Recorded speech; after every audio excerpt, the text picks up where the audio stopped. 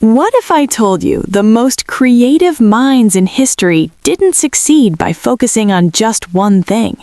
What if their real advantage was something almost nobody trains today? We're told that focus is everything.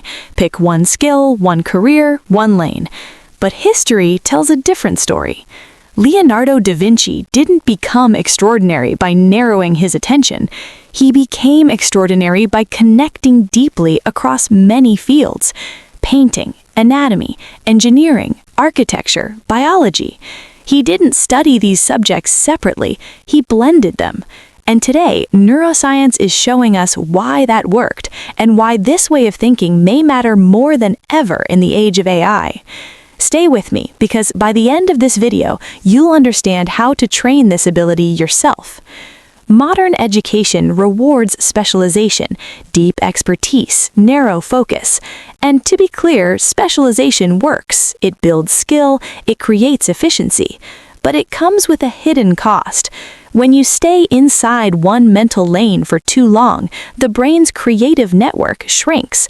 Your ideas become faster, but not necessarily better, more refined, but less original.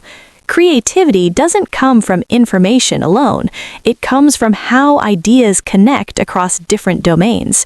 When you only live in one mental neighborhood, your ideas start to look familiar.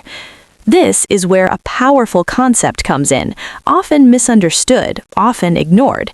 It's called polymathy. And no, it's not multitasking. It's not shallow learning. It's not collecting random skills. True polymathy is structured cross-domain learning. You go deep in more than one field so your brain can build bridges between them. Leonardo da Vinci didn't study anatomy to become a doctor. He studied it to understand movement, tension, and life, so his paintings felt alive. That's the key. He wasn't chasing knowledge, he was chasing connections. Science helps explain why this works. Your brain doesn't operate in isolated modules. It works through networks. When you learn across different disciplines, distant neural circuits begin communicating. Idea generation networks interact with evaluation networks. Imagination connects with logic. Creativity emerges from the interaction, not from any single area alone.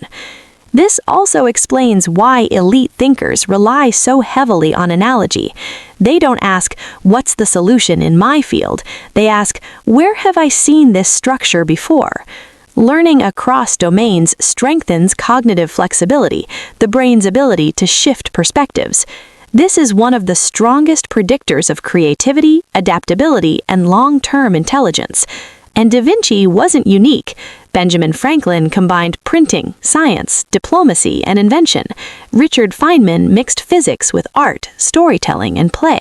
Modern innovators blend technology with design, psychology, and systems thinking. The pattern is clear.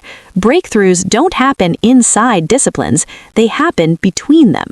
So how do you apply this today? Think of it as the Da Vinci Method.